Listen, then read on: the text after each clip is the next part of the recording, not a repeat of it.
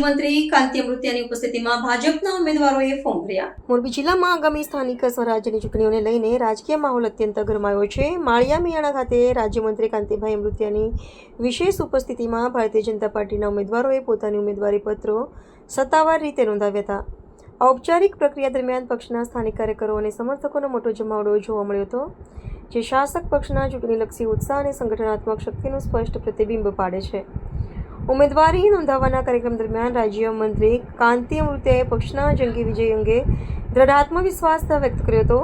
તેમણે મીડિયા સમક્ષ આક્રમક અંદાજમાં દાવો કર્યો હતો કે માળિયા નગરપાલિકાની કુલ 24 બેઠકોમાંથી ભારતીય જનતા પાર્ટી 17 બેઠકો પર ઐતિહાસિક જીત હાંસલ કરી સ્પષ્ટ બહુમતી મેળવશે.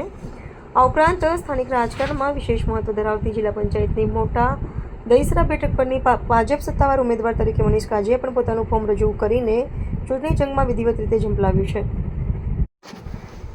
રાજ્યમંત્રીની પ્રત્યક્ષ ઉપસ્થિતિ અને બહુમતીના આક્રમક દાવાઓને પગલે માળિયા પંથકમાં સ્થાનિક ચૂંટણીનો જંગ અત્યંત રસપ્રદ બની ગયો છે.